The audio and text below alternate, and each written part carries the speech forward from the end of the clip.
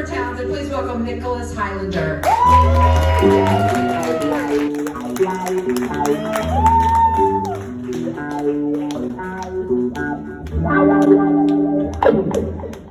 You know, I just had an interesting incident that happened to many people. Is this my voice? That's how I sound? Yeah. You sound great. Oh, okay. I'll get used to my voice. So this is, I feel sorry for all the people I've been talking to all this time.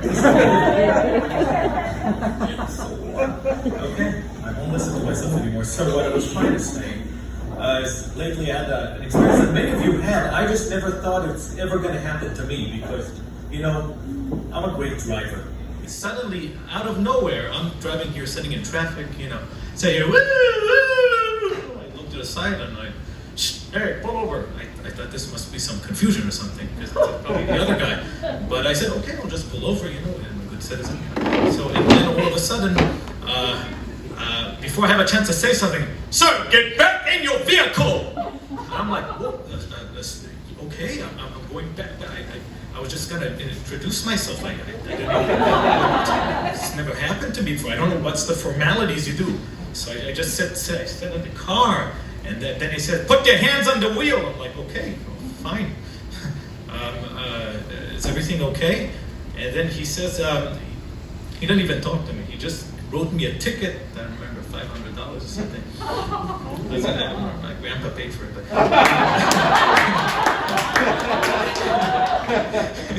But and then he also gives me summons to the court. So I said, officer, you know, I don't understand. I drive here all the time. You know, I sit here in traffic, and I didn't speed up or anything. I was just doing my usual thing. I was, you know, sitting in my leisure, writing my text messages to my friends, just putting my Instagram post, you know. I have to do it twice a day, they say, to keep this stuff going. You know how it is.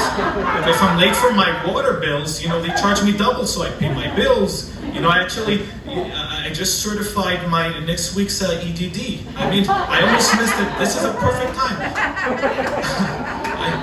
I told them, you know, officer, you know, the car is my office. I can't afford an office. So the only time I have is when I'm sitting here in traffic. I can focus, I have AC, it's quiet. As soon as I go out, hey Nick, I know he's there, my wife is this, and the job employee is that. You know, I go for Shtikelechs, you know, I'm a Shagasim.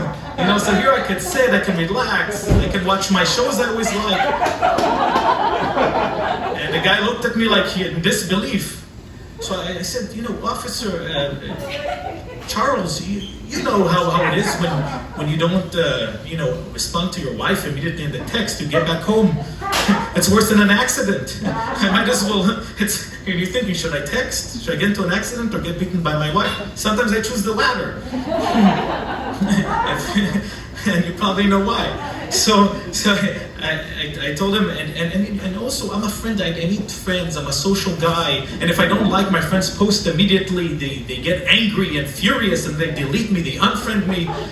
So I go to court. This time I'm gonna talk to the judge. So I get to court, and they start the whole procedures, and they said, sir, what do you have to say for yourself? I said, Your Honor,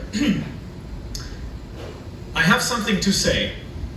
First of all, I was sitting here in traffic, minding my own business, and everyone here goes rockets. People honking their horn, yelling at each other.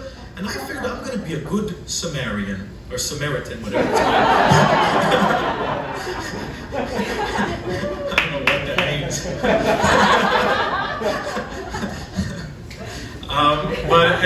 And I figured to myself, you know what I'm going to do?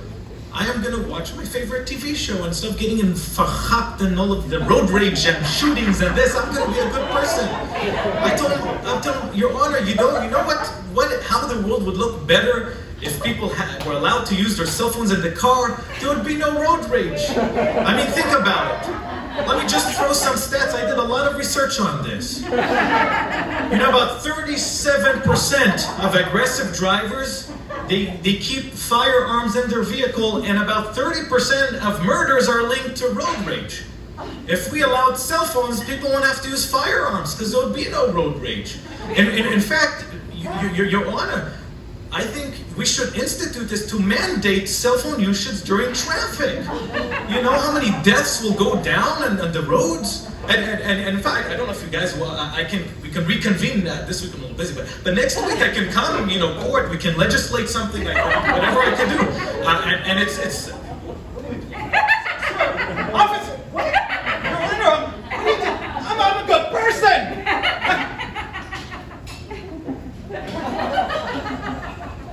So that was my little experience. It never happened to me before, but now I know.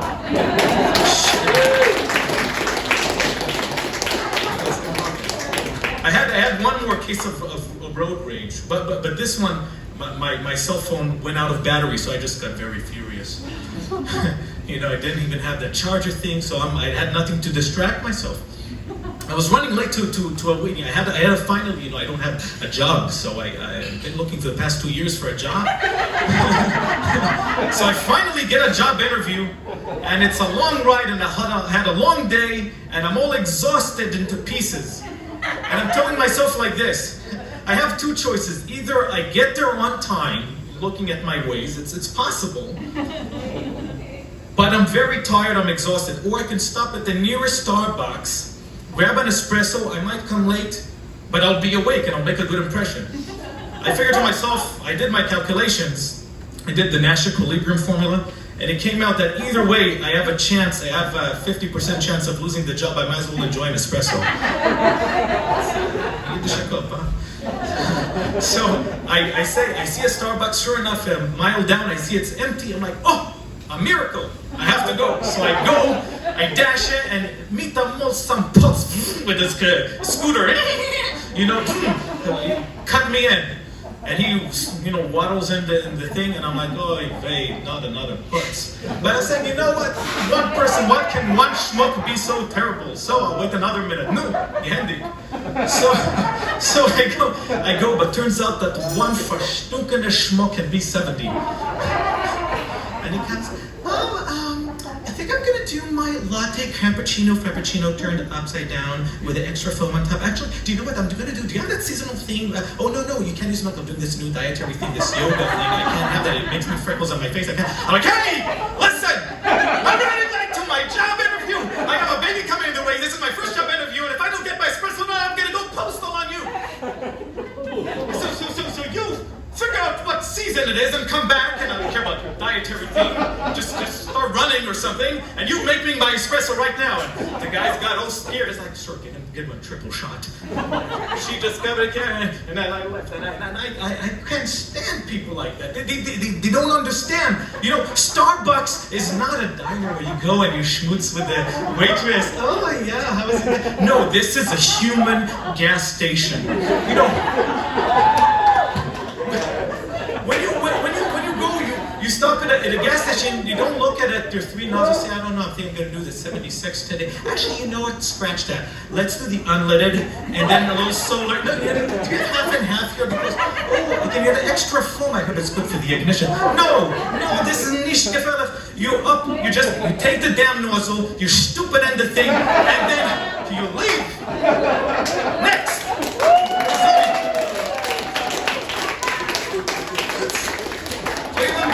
Listen, I'll tell you in a nutshell what happened. Over COVID, it's a crazy year it's been for me. I don't know you guys, but I've been isolated. I've been, alone for a whole year with my wife. But it's still been very lonely. You know how it is. When you're alone by yourself, at least you're by yourself. When you're with your wife, you don't even have self to be with. So I end up, something really great happened. I was still unemployed. My wife, Baruch Hashem, she has a job in a house, so she makes a living. So I take some pieces and chunks of that, I eat that. But I still don't have the job. But she decides she wants a baby. I told her, honey, easy now. You know what? Maybe I should get a job first before we have a baby. But she was determined, and 2 months later she announces that she's pregnant. And I don't even remember having a part of it. But I was like, okay, so I'm starting to plots, and I'm thinking, oh my God, I need a job now. I have to feed the baby, I have to feed myself, and then the baby's father, or whoever that is. I actually don't know. The baby looks like a copy like my wife. Exactly. Which is good. She's a beautiful woman.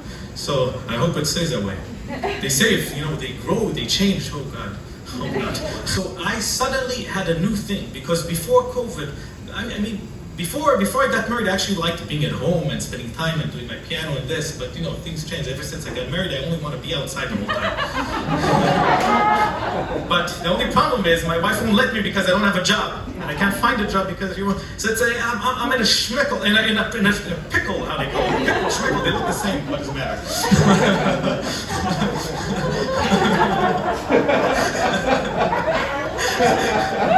One is in a container, one's between your legs. You can get both for half a price here in the Sex Store in the Hollywood Island.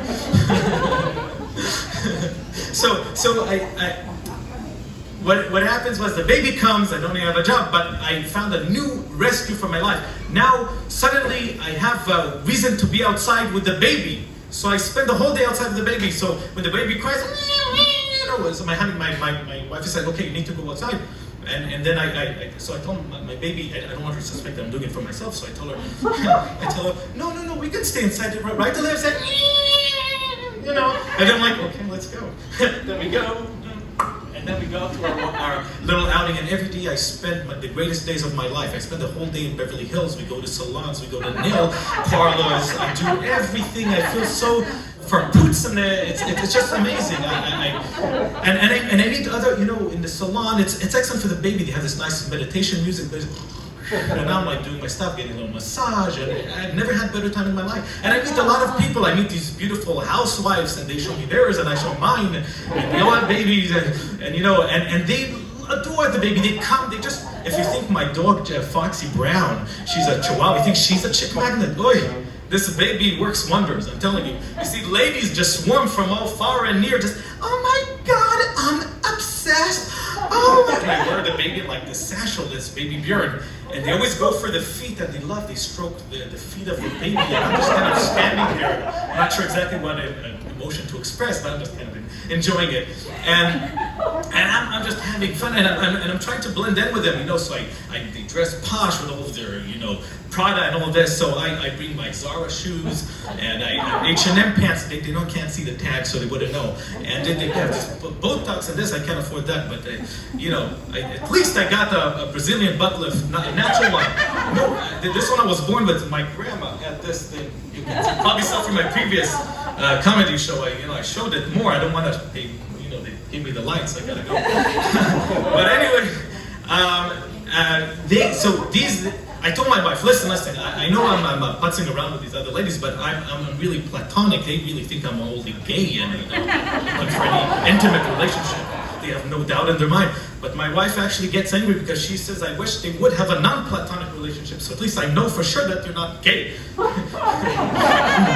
The greatest thing about having the baby is I can do everything I want with liberty. I go and I play in the park, and I go on the slides, and I go on the sand, and when parents give me the look, I move Olivia a little bit in the stroller. Good girl, I'm like, whee! Going on the swings. And another wonderful thing is going with the stroller, and going with the stroller, I love to sing, and I sing my opera, and I don't want to be obnoxious like these crazy actors that want attention. But here I'm with the baby, I'm like, be my honest,